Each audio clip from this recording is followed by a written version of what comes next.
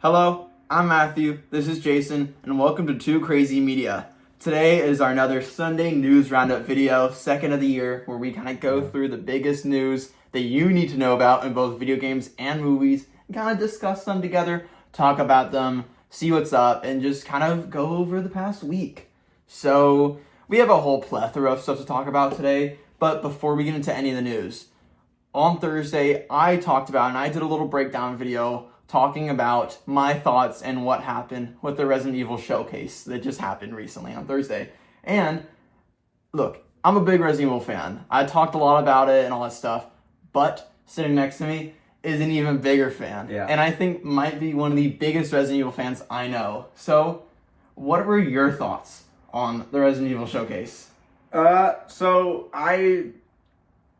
you said it, I'm a huge Resident Evil fan, and RE9 is definitely the most hyped I've been for a game in a very long time. And I was super excited for the showcase, and I think what they showed is great. Yeah. I think the game continues to look amazing. I think it definitely gonna be one of the best Resident Evil games. It has potential to be the best, the modern Resident Evil. That's what I said in the video. I think it has potential to be the best. It looks great. Everything they showed is amazing.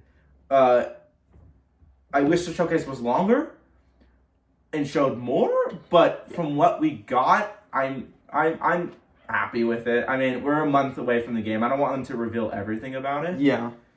But at the same time, I wish it was longer, but I was still happy with it, and the game looks great. What about the no demo? Oh, that is something I'm not happy about. Yeah. I am not happy that there's no demo. I'm still holding out hope that maybe there will be a demo. I don't think so. Maybe at the start of January, or maybe at the start of February or the end of January. But it's looking like there's no demo, which is really disappointing because that would mean this is the first modern Resident Evil game without a demo. And they always do demos. And it's a little weird that they're not doing a demo. And I think maybe it's either they're trying to hide things, which is, I don't think so, because they can just have us play something that we've seen before. Yeah. But I think the thing is that they think they've shown enough to the point where we don't need a demo. My prediction of why there is no demo, and just really quickly before we get into the news, is that I believe that they want to take more time to really polish the game and take more time just focus on the full game instead of taking people off of it to work on a demo. I think they just want to put everyone and put all hands on deck, making sure that Resident Evil 9 is as good as it can be. I think it's a good thing. Yeah, and making sure it's fully polished, rather than spending also some time on a demo instead. That's what I think personally, which is fair. So yeah. I think very excited for the game to come out. Yes, same. Cannot wait. We will have a bunch of videos on the game once it comes out on the channel. But now let's get into the news of the week. Alrighty, so our first piece of news. Forza Horizon 6's release date has been leaked. So this is coming from Chris Scullion over at VGC. So, Xbox Infinite, an Xbox news source on X based in Saudi Arabia, posted an image of an announcement that they claimed appeared inside the game. If legitimate, the announcement says the premium edition of the game will give players early access, allowing them to play 4 days early starting May 15th, implying a general release date of May 19th. Sources have also told VGC this is the correct release window. Alrighty. Pretty hype. This is pretty exciting. I totally in terms of the question of do you believe this is true, because there is a photo that floating around the internet that this came from. And the weird part about this is that this person that posted it, Xbox Infinite, on Twitter, seems to be the only person that got it. At least the only person that has tweeted about it and had a photo. And at first, when I saw this, I remember waking up in the morning and seeing a text from you that said, hey, Forza Horizon 6 release date just got leaked. And I'm like, no way. And you sent me the photo. Yeah. And I saw it, and I'm like, this does not look real at all. I thought it was real when I saw it. I was like, there's no way. And then I looked more, and I'm like, oh, shoot, that probably is real. Yeah. I do actually believe it. It's like the same format that they usually do. Yeah, I believe it's real. I think, so the release date now is May 19th, which I think is pretty good. It's a good release date. I'm not shocked. Yeah. I feel like we knew it would come out first half of the year, which I think is great. It's the first time, really, a Forza Horizon game has come out in the first half of the year. Usually they're September to November to October games. So to have a Forza, really just any Forza game, and earlier in the year is pretty rare. It's not something we get. So I feel like that's just a shocker, but I'm not shocked with it being at the Xbox Developer Direct this week. And for it to be there, obviously it's going to be coming out in a few months from now, since Xbox has a lot more games to talk about coming later in the year. But yeah, so other than just the release date being announced and them doing if you buy the deluxe edition, you get 4 days early on May 15th, which is what they did for Forza Horizon 5, and I believe 4 as well. So that does not come to a shock as a shock to me or really anyone. I knew that would happen. But there's a couple other things that came in the image as well that it kind of said. So the page that got leaked, the photo, it says, pre-order now and get a pre-tuned and exclusive Ferrari J50 in Forza Horizon 6.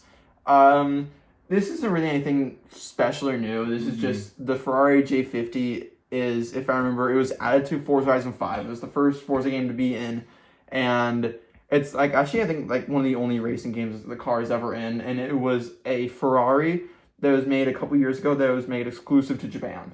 So it makes sense why it's going to be for this game, because they added it, even though it was in already Horizon 5, it's like Ferrari's Japan exclusive car, and they only made like 3 of them, which is pretty cool. So that's pretty cool. That makes sense. And then it says, discover the breathtaking landscapes of Japan in over 550 real-world cars and become a racing legend in Forza Horizon's biggest open-world driving adventure yet. 550 cars sounds pretty normal. Yeah. If I remember correctly, Forza Horizon 5 launched with around 500 to 530 cars. So that's a little bit more. Yeah. But currently, where the game is at right now, after all the updates and stuff coming out, post-launch updates, Forza Horizon 5 now has over 900 cars. Wow. So that is definitely a big decrease in cars from currently in. But then again, it makes sense that not every car that was added to Forza Horizon 5 post-launch is going to be coming over, and not every car that was in Forza Horizon 5 to begin with will be coming over. We see that with every Forza game where they remove some cars to add them on later, or maybe they just lost a license, who knows. But yeah, that's the usual thing, and 550 is big. That's pretty cool. By the end of the game's updates, then it'll probably be close to 1,000. My guess is it'll probably be over 1,000. Yeah. By the end, by post-launch. Alrighty. And then a couple of other things it mentions. So pre-order Forza Horizon 6 Premium Edition, or get the Premium Upgrade featuring early access, so play 4 days early starting May 15th. The VIP membership, the Welcome Pack, the Car Pass, the Time Attack Car Pack, the Italian Passion Car Pack coming post-launch, and the 2 premium expansions coming post-launch. These are all pretty casual for Forza Horizon games. Forza Horizon 5 had basically the same exact thing, where if you pre-order the Premium Edition, you get a couple days early access, the VIP membership, which gets you like double time money or like wheel spins or something. Because I did that for Forza Horizon 5, so I remember all that. Welcome Pack just gets you a couple cars that are already in the game for everyone, but they're just pre-tuned versions of them. The Car Pass gets you like a free new car every week. And then you have like the Time Attack Car Pack, which is cool. Time Attack cars are like a pretty big thing, especially in Japan, so that's cool. And then Italian Passion Car Pack, which is a little weak, doesn't really fit the vibe of Japan. But honestly, the Italian Passion Car Pack, which is the big reason why I thought it was fake when you first sent it to me. Because that makes no sense why it'd be coming to Forza Horizon 6 in Japan. Like, why they'd be advertising that makes no sense, but hey, I get it. It's fine. And then the 2 premium expansions, that also makes sense. Yeah. That's every game has that. Every game has the 2 expansions. Do you think, because obviously we saw with Forza Horizon 5, the life cycle was the longest of any Forza game. It was like 5 years, and usually where it's only like 2 or 3 years. Do you think, since I won't be shocked if we also get another 5 to 6 or even 7 year life cycle, even longer one for Forza Horizon 6, since this is the biggest one yet. This is Japan. This is the biggest Forza game yet. They keep saying that. This is the biggest Horizon experience yet. I feel like they want to keep this game alive even longer than Forza Horizon 5. And Forza Horizon 5 was alive for a long time. This game took so long. So, with this game being the biggest one yet, they don't want to just waste it. They don't want to just waste Japan in 2 years. So, do you think we can get more than 2 expansions? I think that'd be cool. interested to see what the expansions are because I feel like I was kind of a little bit disappointed in last ones. Like I feel like I love the Hot Wheels expansion in Forza Horizon 3. Like that was so good. So good. But in 5, I enjoyed it, but it wasn't. I agree. I didn't love it. Good. I like the other expansion more. The rally. Yeah, that one was. That one was awesome. I really liked that, especially the rally. I could see them races. doing Lego again, but I kind of hope they do something different. Yeah, I think my favorite expansion from 5 was the rally expansion. The map was so cool with the winding roads that definitely felt like they were a test for Japan. Like I remember when that expansion came out, everyone was driving on those really windy mountain roads. Everyone was like, this has to be a test for Horizon 6 for Japan, and turns out it was. So that's really, they even confirmed it, that the new technology they made for the expansion to build the roads and stuff in a different way they're using is a test so they can build the roads in this Tokyo City. It's cool. So that's Forza Horizon 6 release date May 19th, coming early for Premium Edition May 15th, and it seems to be only coming to, as we've said before, just Xbox and PC at launch, then coming later down the line to PS5, hopefully in like 3 to 6 months after. I think the PS5 launch will probably still be this year. Just my guess, probably September. But this is awesome. I think it's great. Super cool. Forza 2005, other than GTA 6, is my most anticipated game of the year, and I cannot wait. I will be playing that day one. So excited. 100%. Alrighty, now let's get to the next piece of news. So, the live-action Kratos in God of War has been cast. My bad. It's not canceled this early. Oh gosh, no. Alrighty, so this is coming from Rosie Cordero over at Deadline. Ryan Hirsch from Sons of Anarchy and The Abandons has been cast as Kratos in Prime Video's God of War from Sony Pictures Television and Amazon MGM Studios. Based on PlayStation's ancient mythology-themed video game, the series received a 2-season order, with pre-production underway in Vancouver and casting has begun. From writer, showrunner, and executive producer Ronald D. Moore, Outlander For All Mankind, God of War follows father and son Kratos and Atreus as they embark on a journey to spread the ashes of their wife and mother Faye. Through their adventures, Kratos tries to teach his son to be a better god, while Atreus tries to teach his father how to be a better human. This is pretty cool. It's pretty exciting. I feel like this is a show that has been like updated a lot. Like I feel like a while ago we heard that there was going to be a Amazon Prime God of War show. Yes, that was years ago. Yeah, that was years ago, and I feel like we've been hearing about like who's going to play Kratos, and we finally have the news, and it's really cool. And I'm excited. I will say the plot, it just sounds like it's just God of War 2016, but that's not. It is. That's just fine because the game is so good. It's gonna be the same thing as Last of Us, where it's practically the same thing as the game, which is fine because the game's great. Oh my god, yeah, the game there. is literally already like a movie. Yeah. So now that people who have never played the games and who don't play games, just like what happened with Last of Us show, now that people who don't play these games get to now experience such an amazing story in live action in a way that they can experience it is awesome, and I think that's great. In terms of the casting news, because that's the new news that we're talking about, I think Ryan Hirsch is a great pick. I think if you look at a photo of him compared to Kratos, it's like crazy how like 1-to-1, where he just looks like Kratos with hair. Like it's crazy. And I know a lot of people are talking about how now that Christopher Judge isn't playing Kratos live action, which I agree. I think he would have been my main choice for Kratos, just because he's so good as Kratos in the game. But I think Ryan Hirsch is another great choice. Funny enough, and I don't know why Deadline doesn't report about this, doesn't mention this in the article, but Ryan Hirsch actually voices Thor in God of War Ragnarok, which is really, really cool and really funny. He's coming back. It was also great because he knows about this universe. He knows what's happening. He knows about the characters. He knows the story, which is great. And I think that always works better for when you're playing a character like this. You already know it. You know it well.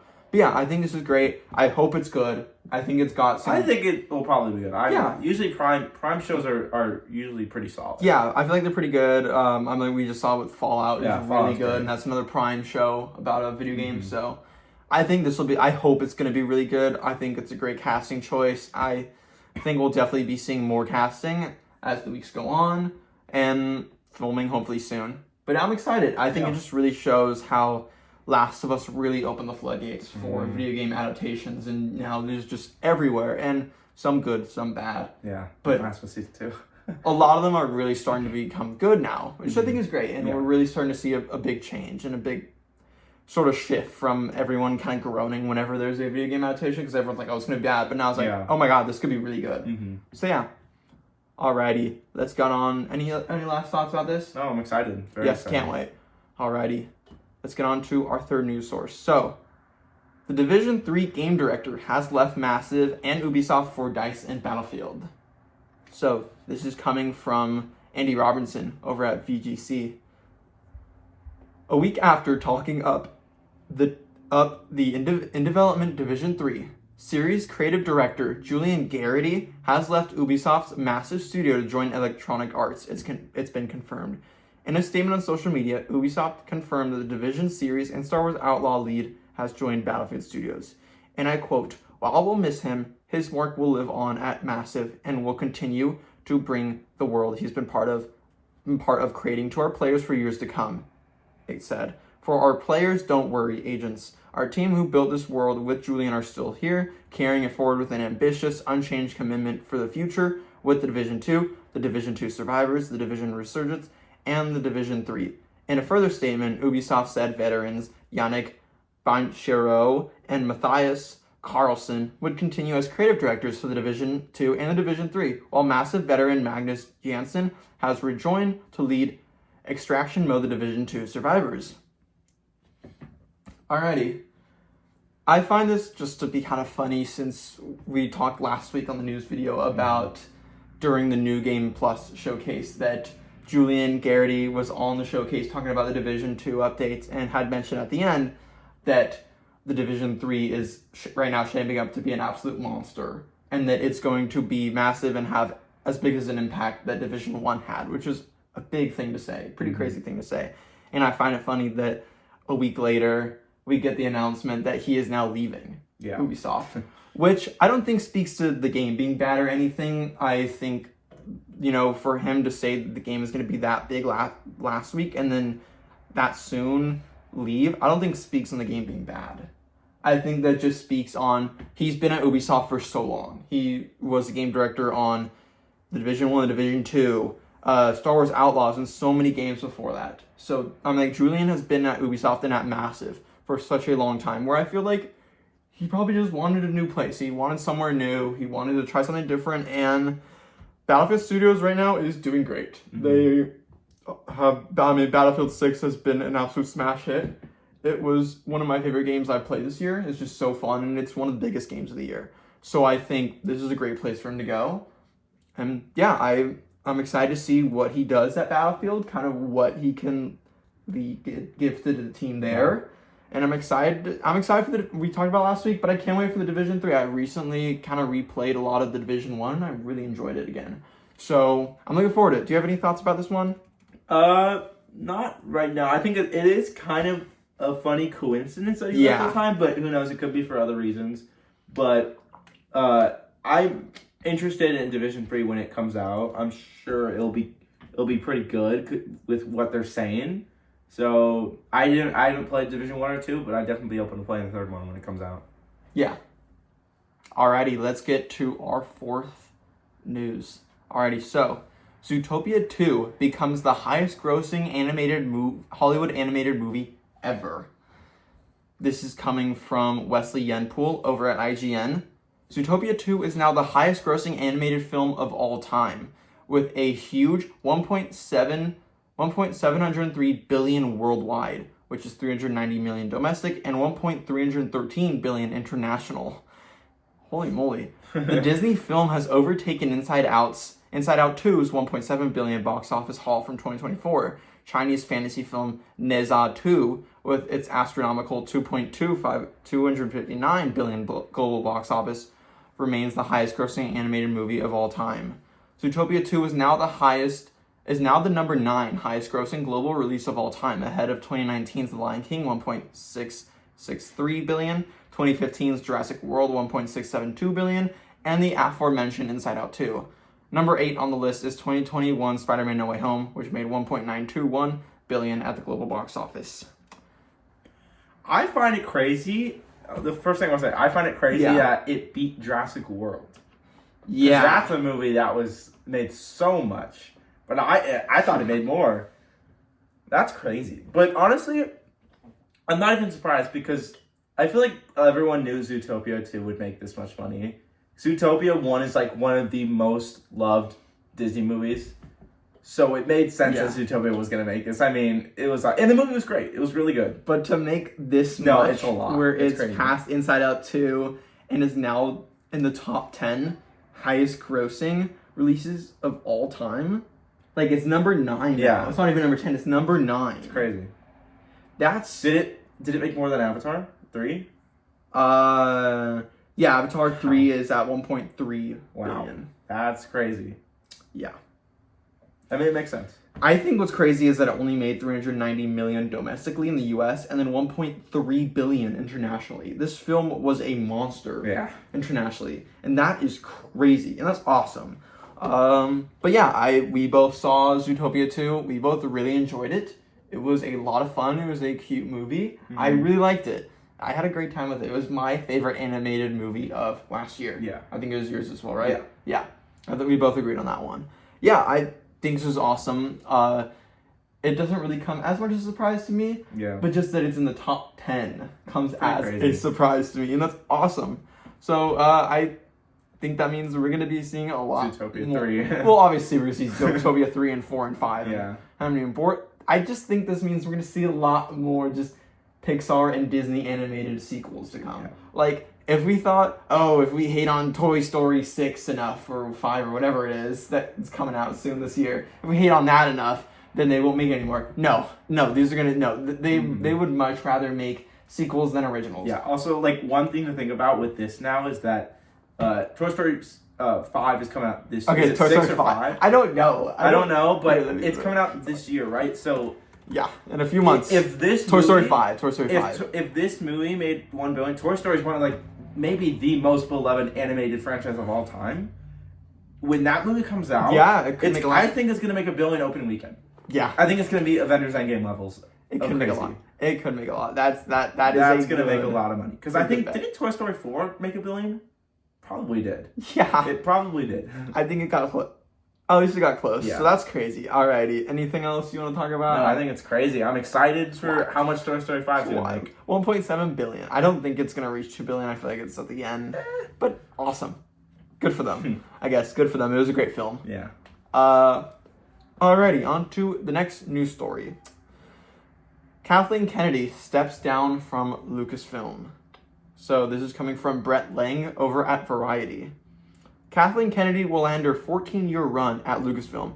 She will be replaced by not one, but 2 executives when she leaves the Walt Disney Company this year. Chief Creative Officer Dave Filoni and President and General Manager Lin-Wen Brennan will both lead the company behind Star Wars and Indiana Jones as it looks to recapture its stride.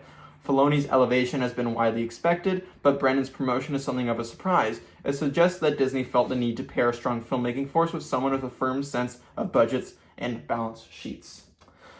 Alrighty. I guess I'll start with this one. I think this is interesting.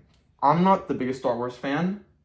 Low-key, I've kind of fallen off of Star Wars in the past years. I haven't really watched any of the Star Wars shows that have come out in the last 2-3 years. I liked The Mandalorian when it first started, but I don't really like it anymore. I didn't really love a lot of Dave Filoni's stuff, I'll be honest with you. Most of Filoni's stuff that he's put out, I just have not liked. And maybe that's just, I don't connect with Star Wars stuff as much as most people do. And I know a lot of people do like his stuff, like, he did Ahsoka, which people like. Yeah. And I guess Mandalorian. But the early seasons of Mandalorian. Yeah. First 2. But I know, like, something he didn't do, Andor, is, like, amazing. And a masterpiece and one of the best shows to come out last year. So, and I don't know if this is 100% true or not, but, like, people keep saying that, like, Dave Filoni has said that he doesn't like Andor, which, if that is true, then I am not the most confident. It's a big concern, and I will say. I don't want to say if that's true or not, because I don't know. I haven't found anything, but I've just heard so much about it that who knows. But I think that, yeah, that is a little concerning if they're going to not do stuff, not try to do the stuff that why Andor is so good, but instead just stick to the Dave Filoni stuff that people don't really like that much anymore and kind of make fun of. I can't see another great couple years for Star Wars coming up.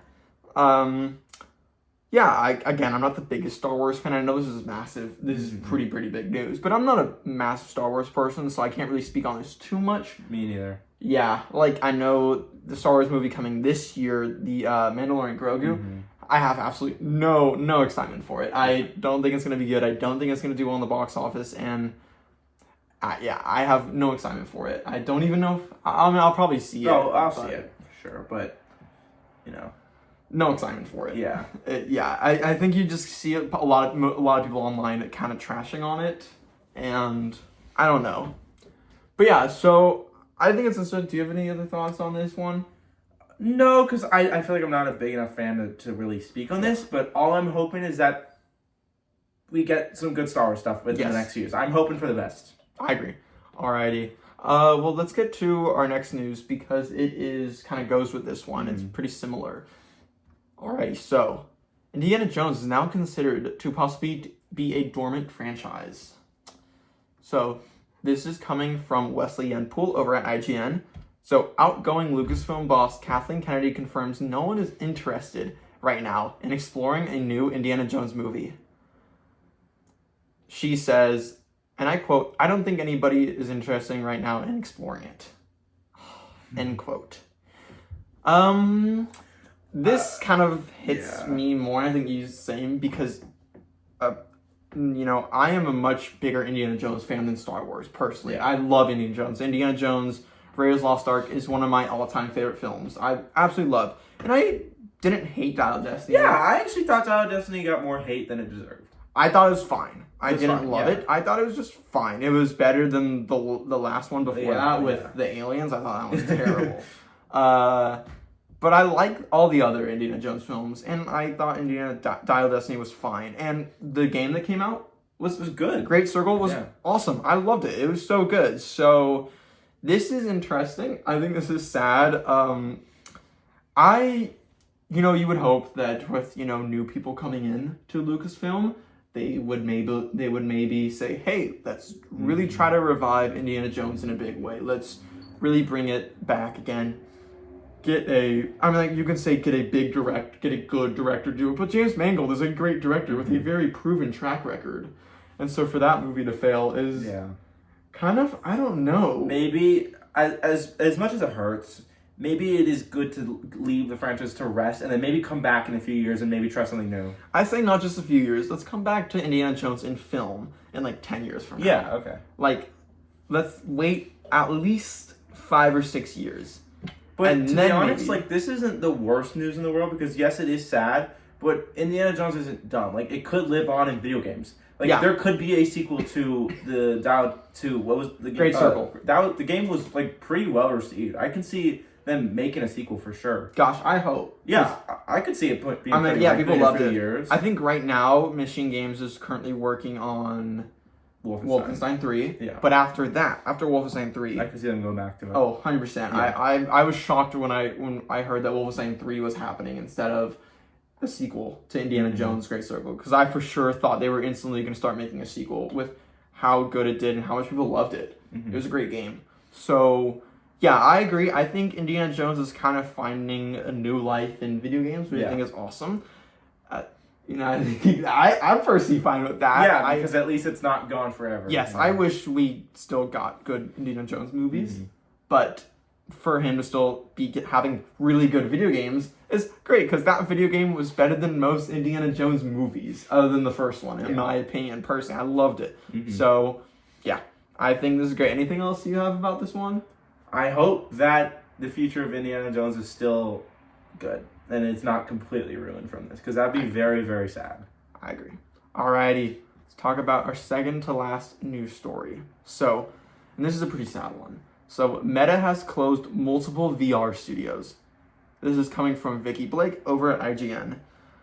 Meta is laying off around 10% of its staff at its Reality Labs division as a part of sweeping cuts set to affect more than 1,000 people. This includes the closure of a number of VR-first studios, such as Twisted Pixel, the studio behind Deadpool VR, Resident Evil 4 VR developer Armature Studio, and Asgard's Wrath maker Sanzaru Games. According to Bloomberg, the cuts come as Meta pivots away from the metaverse towards AI, phones, and wearable tech. Yeah, how about you start us on this? Okay, this is definitely not good news. Such sad news. It's super sad. All the layoffs and it's really bad, and Horrible. it's also really sad to see these VR games that recently released. Just the companies just get like taken down. Like Deadpool VR just came out. One that's not in here is Batman Arkham Shadow. Yeah. Which just came out. It was received very well. Which they didn't report on this. Yeah. That's a different developer, Camouflage. But then about 2 days after this was reported, they also got major layoffs where most people are gone and they got their new game canceled. It's really sad because it was technically an Arkham game. It was an Arkham game. Like in the last, it's been 10 years and we finally got another Arkham. And sure, it was VR. Not a lot of people was able to play it because it's VR, but still the people who did play it really liked it. So it's really sad to see that there probably won't be a sequel. And it just really is unfortunate. It's not great news at all. I agree. It's always sad whenever you hear reports of layoffs. It's something that is happening so much now for the last few years in the games industry, and it's such a sad and tragic thing. I think layoffs are always horrible and will never be a good thing and are always terrible. I think it is interesting, though, to kind of see how much Meta put into VR at the start and its whole metaverse, and now they're basically just cutting the whole thing. They're getting rid of it. Meta was really, I'd say, the last developer really holding out on VR. Obviously, you still have Valve, and they announced they have a new VR system coming out sort of around the same time as the Steam machine. But Meta was really the big ones still going on with VR. You don't really see PlayStation doing anything with VR these days. Xbox absolutely wants nothing to do with VR, which I think is honestly smart from them. Yeah. PlayStation right now wants nothing to do with VR, which is also pretty smart from them. And so, the PSVR 2 was a disastrous launch. Absolutely disastrous. I still kind of find it to be hilarious that still happened. But I think this is really sad. I think just to and it really does show that the VR bubble has burst. Yeah. It is done, and I agree with you as well that we've even tried VR. We've had VR systems before, like we've had the Oculus Quests. And it's always this thing where like, oh my god, let's get the new Quest. Just came out, the Quest 2, the Quest 3, let's get it, let's try it out. I want to try these games. And then we buy it and then we put the headset, and they're always really expensive. And then we put the headset on, and after 5 minutes I get sick. I think that's the problem, is that they're not easily accessible for most people. And it's really sad because even if the games that are releasing are great, most people aren't going to buy VRs because they're not only are they really expensive, but a lot of people get motion sickness. And getting motion sickness really quickly just means that you basically can't even play the game. I can't play VR for more than 5 minutes at a time because I genuinely feel so sick after playing 5 minutes of any game in VR. And I hate that because I wish I can play more VR. I think VR is cool. I think the concept of it is really different and awesome. Like, I would love to play RE4 but in VR. The ease of use and the ease of acquiring is so hard, especially since they are so uncomfortable. I know all these people try to make the VR headsets more comfortable with each one they come out. Yeah. It's more comfortable, it's lighter, but still, putting this big headset on your face will never ever become truly comfortable and normal. Another interesting point is that at the end of this, it reads that they're pivoting now towards AI phones and wearable tech. AI, they're pivoting towards AI to closing all these studios. Phones, but wearable tech is the interesting one because have you heard of all the new AR glass trend that's going on? Where like Facebook has their Meta glasses, like Meta, their Ray-Ban glasses that are like the big rage now. And another company, X-Real, that's a little smaller, that also has their really cool glasses that are the same AR glasses. And they're like the new rage now. And they're basically VR goggles, but glasses. Yeah. And if these developers can sort of develop them so much to the point where you can kind of play these VR games just with glasses on, the ease of use would be so much better. So I think that is interesting. I think the whole AR glasses trend is pretty cool, and I think kind of negates a lot of the issues with like sort of that we've been seeing with VR goggles, as it isn't more of an easier thing to use. It's just putting on, they're not heavy, they're just putting on Ray-Bans. And that's all it is, and it's so cool. I mean, like, X-Real just they're working with ROG, and, like, actual PC companies to make these glasses. It's cool. So I think that is pretty interesting. Again, the whole closing down their VR studios is so sad. Yeah.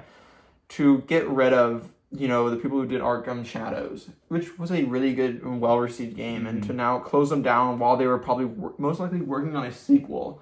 Just say, hey, your game is canceled. Oh, most of you guys are getting laid off. That sucks. Getting rid of Sanzaru Games, who made Asgard's Wrath. That game had a big splash because that was the highest rated VR game ever on Metacritic with like a 93. Wow. People said it was really good. It won the Game Award for Best VR Game. It was a big deal, Asgard's Wrath. It got a 10 from IGN. Wow. They closed them down, even though they have a great track record. The Armature Studios, Resident Evil 4 VR.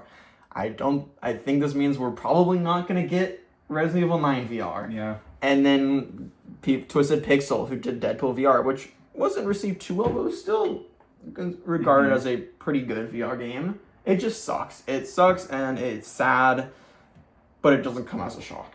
Yeah. Unfortunately. Anything else on this? It's just sad. Yep, it's real sad.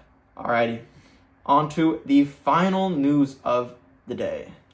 So, Universal unveils the IPs coming to FanFest nights this year. That's right, we want to end with a little bit of a theme park news. That's something that we are both very interested in and enjoy talking about.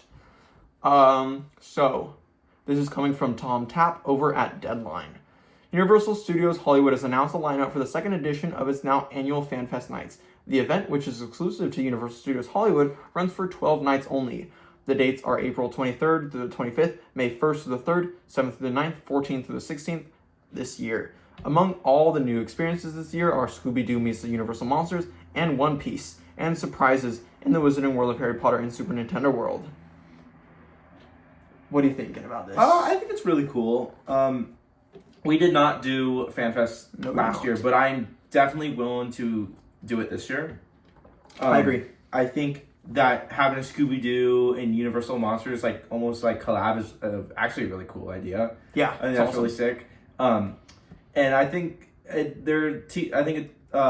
it's cool. It'll be cool to see what they do for Harry Potter and Super Mario World. My guess is that just more character interactions for them, but we'll see.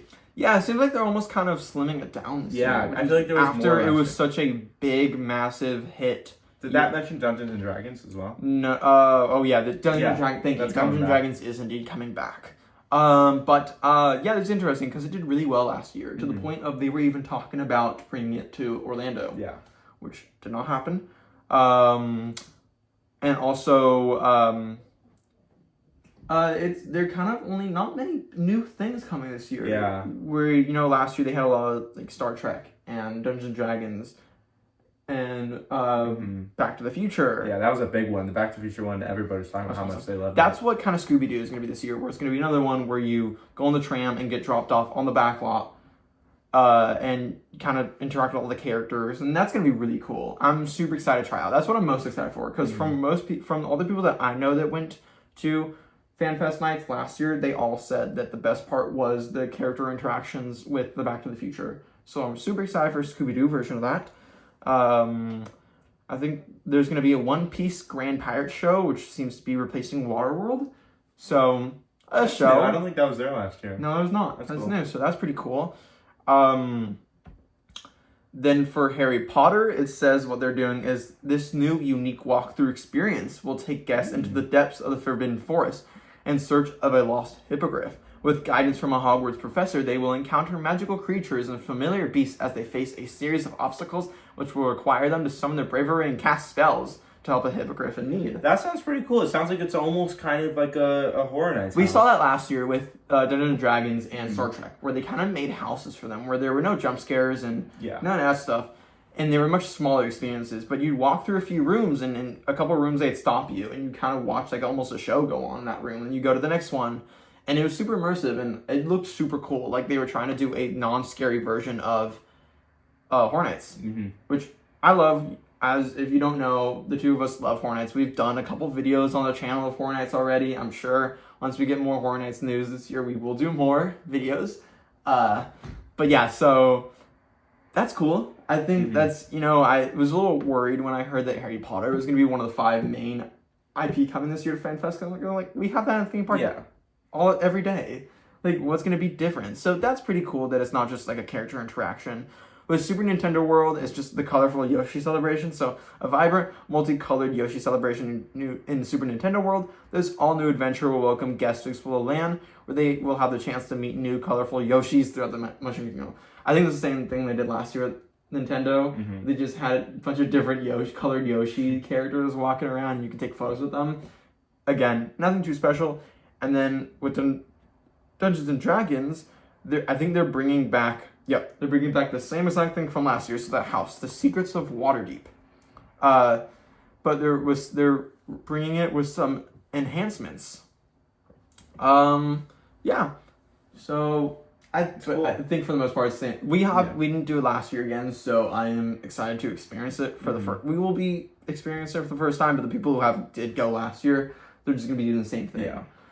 But yeah, that is all coming in. I think that is pretty interesting. I can't say whether this is like disappointing or like maybe for people who went last year. Yeah, I feel like for the people who went last year, a lot of this stuff they've already done, except for the only things being new being the new Harry Potter walkthrough, the show and the One Piece show, and the Scooby-Doo, which are very cool. Yeah.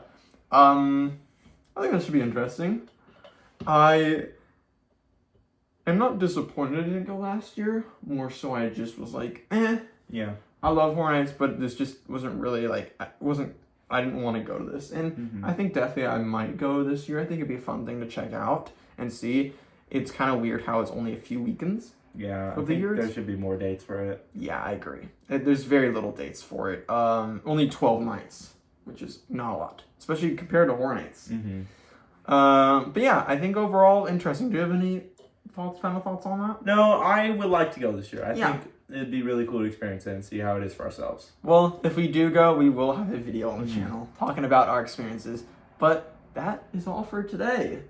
Or should I say tonight. Sorry, this video is coming up a little later in the day. We just were busy during most of the day. So this was a little bit of a later filming, which is why it's a little dark.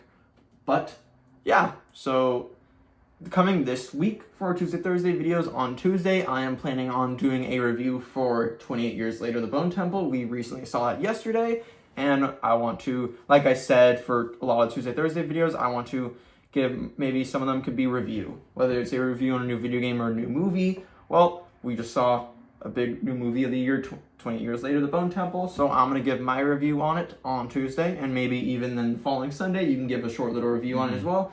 I'll be talking more about that on Tuesday. And then Thursday, we are going to be doing a little breakdown video on the Xbox Developer Direct, which I cannot wait for. So excited. But yeah, that is all. Thank you so much for watching. If you have any questions, any comments, want to talk about maybe any news we missed, anything we might have gone wrong, maybe what you're excited for the Developer Direct, maybe your thoughts on 28 Years Later, The Bone Temple before I give my thoughts on Tuesday, then put it down in the comments below any topics you'd like to see on our Tuesday, Thursday videos.